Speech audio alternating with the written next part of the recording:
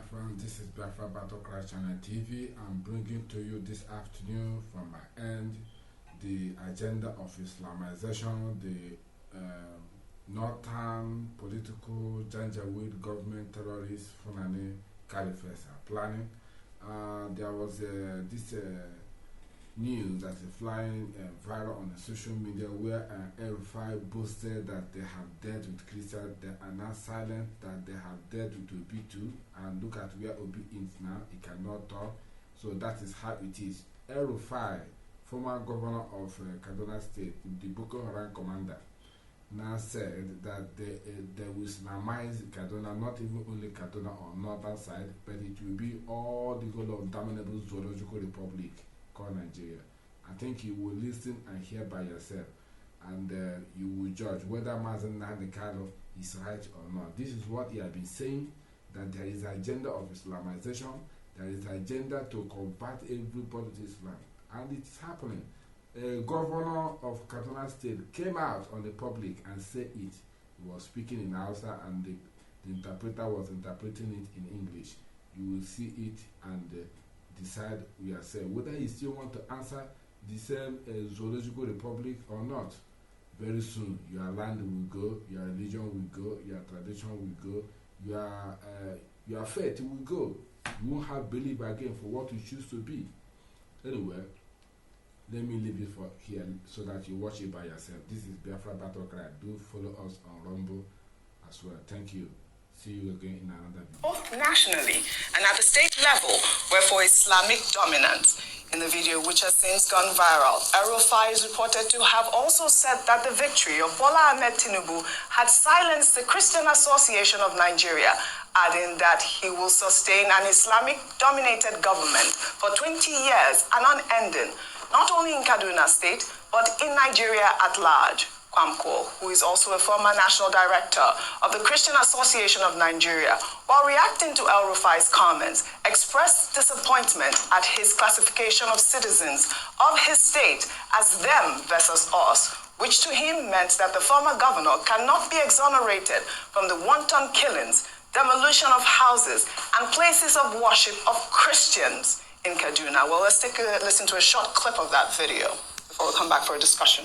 Duk da taron dangin da aka yi, duk da addini da aka yi amfani da shi, Allah ya ba Asiwaju nasara. Abinda muka samu muka yi a Kaduna yanzu an yi shi a ƙasa gaba daya. Babu wani makareci da zai zo ya ce, zai fito ya ce shi zai yi siyasa na Kiristanci ya ci zaɓe. Peter Obi ya yi ga inda yake. An yi maganin wannan, dole suka yi shu. Tun da Asiwaju ya ci zaɓe kan tsit. To da haka ne za a samu zaman lafiya a ƙasar nan. To shi ma ka gani aka sake aka ƙara sai komi sai ya wallahi abin da muka yi kenan kuma ni da wasu daga cikin mu a ganin mu mun gama aikin. This has caused a huge debate on social media as well, but let me take a tweet before I take your comment. This person wrote, "It is really disappointing for el-Rufai to brag about religion in a country that is trying to heal. What is the point of the speech? What point is he trying to prove in an election that was clearly questionable? The APC, tell your man not to sow seed of discord in this country." Over to you. This is a tough one for me.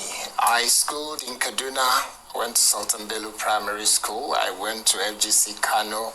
A number of my friends will refer to me as Dangarewa, Dankano, and things like that. I speak Hausa, and I didn't know that. Yes, I speak Hausa. I went to school in Kano. My school was just next to Sirkin Zazau's palace, Sultan Bello Primary School. And when I look at this, when I listen to that tape, I am just praying, please God, let Mala Nasir come out and say, no, this was doctored, that this is not him, this is not true. Yeah, I waited 2 days to take the story. It's been trending. But it hasn't happened. And I will reach out to him at some point over the next day or two, because I've known Nasir el-Rufai from the days when I was living in England. I came back in 2011, and I still say I know him fairly well. This is the same man that has a Yoruba man as his spokesperson, Muiwa Adikeye. This is the same man that has a lot of friends in Lagos, all over the country. He has a lot of friends who are Igbo, who are Hausa, who are Christians, who are Muslims. This man that I'm seeing in this video, I honestly don't recognize. I don't recognize this person. I don't know what has happened. I don't know the reason why he will speak in this way or say this kind of thing. I am hoping that this is not a man who has been extremely pretentious, who has been behaving in a way that made everybody believe that he's a different kind of person. So this is not someone that I honestly recognize. It's condemnable. Everything he has said in this video is condemnable. And I'm hoping he will still come out and say it was misinterpreted or that's not what he said. But if this is what he has said, this is condemnable, is despicable, is not acceptable for anybody in public office, anybody outside of public office, no matter what you do. You cannot say things like this and be taken seriously as somebody who has been involved in so many things that have shaped the future of Nigeria, and somebody who has a level of influence and capacity to really shape the future of this nation.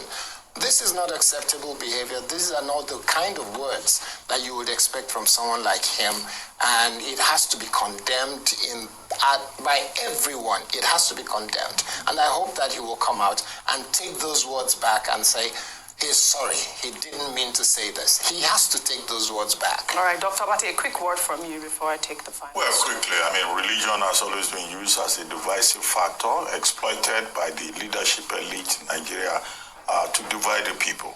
And in this particular case, we've just seen another instance in which, a political figure, a leadership figure, is using religion. He was speaking to a group of imams, and he was thanking them for the help that they have provided, but specifically in Kaduna State for ensuring a Muslim ticket, and also at the national level in ensuring a Muslim ticket.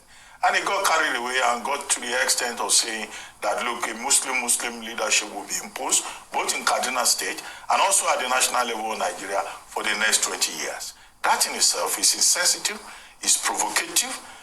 It doesn't show enough intelligence. Even if, Nasir el-Rufai says he's a very intelligent man and that he's going back to school to acquire more knowledge.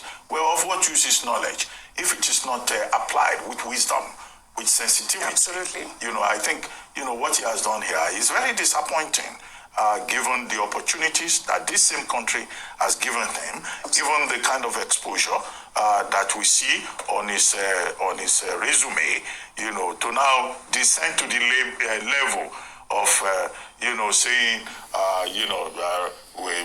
Muslim ticket, those Christians, those playing Manichaean politics, a binary Manichaean approach to politics, which I consider very primitive and retrogressive. And I hope that you will come around later to say that perhaps this is an artificial intelligence-induced robotic representation. How Fulani conquered all of you? In broad daylight, Korokoro conquered you and took over your land. Mad people. Those who have command of arms in a country are masters of the state and having their power to make whatever changes they please. They have the government in Asarok, they have army, they have air force, they have police, they have immigration, they have customs, they have intelligence agencies. Everywhere is them, police, everything is full of Janjaweed. They decide who lives and who dies. And whoever controls political power controls everything. That is when I hear people saying, those some people saying, invest at home.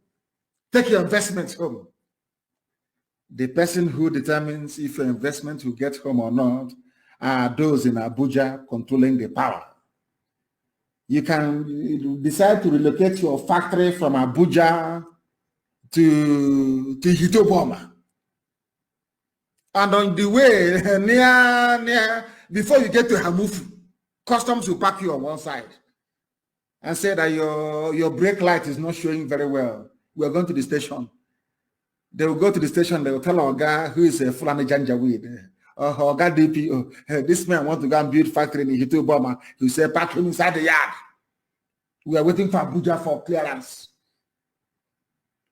It will decay there because they hold political power. That's something you don't know, do you? How did Obasanjo destroy stock market? Our stockfish market in Aba. How did they destroy Africa market? Second-hand clothing, textile in Aba. One stroke of the pen in Lagos, all destroyed completely overnight. Political power, you'll be talking about Akuru. Well, that nonsense. Oh, economic fund for Igbo. Mad people everywhere. The person holding the pen is holding your destiny. You dumbbos, you don't have nothing in your brain. PhD. We are learned. We the elite.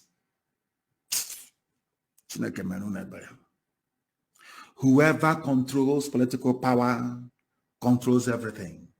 That is why the Fulani will tell you that the Yoruba, they have the economy, the Igbos, they have the petty trading, and them they have nothing else. If you take away government from us, we have nothing else, because Britain told them. Britain, first of all, armed the Fulani, gave them the military. That's number one. They control the guns and they control the signature of power. All of you are slaves. Doesn't matter what you say. That one is phase one. Oh, I'm coming to phase two. That is their plan. This is how they plan to take over your lives, to render you inconsequential and useless. Whereas using Yoruba papers, Punch, this Yoruba paper, Tribune, to be massaging you, our Nigeria, our country, the first Nigerian to win Grammy Award, the first Nigerian to win Oscar. If a Nigerian has run 100 meters to be massaging your foolishness and your idiocy while flying an own engine, going underground and moving into your villages. Phase two of your ignorance. Phase two of your ignorance. Listen, we have given you phase one. This is phase. I am going to publish this. This is a lesson. This should be studied in every university. It's a lesson. How Fulani conquered all of you. In broad daylight, Koro conquered you and took over your land. Who knows you? Asoku Kandiara, mad people. Fulani took over your land. Who turned back cattle? Came to, hey, we are not Biafra. We are Aborigines. We are South. We are Nigeria. Do you own any oil well? That's as no. You fools. Because Britain understands that if you join Biafra, they can no longer have free access to your oil and your gas fields. Idiot, understand it. It's common sense. Divided you fall. Phase two. They moved to put all arms. Ebe, gun. That's what arms means. Ebe, gun. And bullet. Fulani moved to put every gun and bullet under Fulani control. How did they do it? You ask. Our brother told us how they did it. This evening I will tell you how they managed to do it in very simple arithmetic. Chief of Army Staff, Fulani. Chief of Naval Staff, Fulani. Which means that the head of the army of the whole of Nigeria is a Fulani man. Mind you, president is Fulani. Also, the Fulani presidency, because Buhari is long dead. Well, I'll come into that this year. Chief of Army Staff, the controller of, because when I say Chief of Army Staff, some of you may, because they no longer teach you anything in your schools, you may not understand what it means. Chief of Army Staff means the man, the that controls the army. It's Fulani. Chief of Naval Staff, you know those that wear white in the desert, those morons, they wear white. Somebody from somewhere where there is no water, from an arid desert, is the Chief of Naval Staff, dealing with water. Or should I say armaments on top of water. Chief of Naval Staff is Fulani. IG of police, the overall of police. You see those police you see, their controller is Fulani. the Director General of DSS, those ones that kidnap people at night in the name of state security. Is Fulani, DSS is Fulani. The National Security Advisor, the one that will tell the presidency where to take troops to inside Nigeria, is Fulani. And you all of you tell me went to school, Nigerians. I've graduated now. I read law. I read agric engineering. I want to do my youth service. Now I know that you, your brain cells are not complete. Now listen. National Security Advisor, Fulani. Minister of Defense, Fulani. These are the people that control arms and decide where troops go. Commander of NSCDC. I think it's Civil Defense, Fulani. Chairman of NDLEA, Drugs Agency, Fulani. Not minding that Fulani people take more tramadol than anybody else. All intelligence services, military and civilian, are all Fulani. Now, tell me the definition of domination. Those of you that claim you're from South Nigeria, all that rubbish. Now, define domination for me. Define it. People without brain, define domination for me. There are. It's not, oh, you think I finished? No, I have not finished though. Everybody you see carrying gun in Nigeria, the Ogapata is Fulani.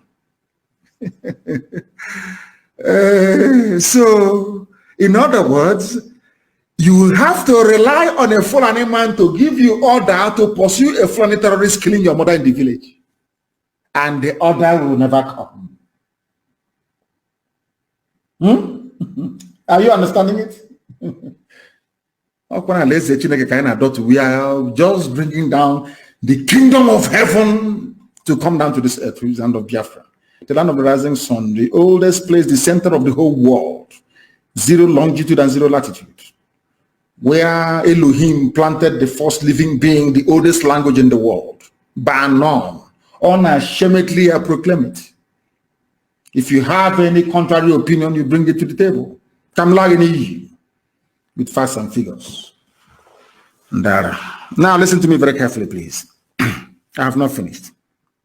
The director of NIA, National Intelligence Agency, Fulani, the director of Military Intelligence, Fulani, the director of Naval Intelligence, Fulani, the director of Air Force Intelligence, Fulani, Immigration, Fulani, prisons, Fulani, and the list is endless. And you are in Nigeria.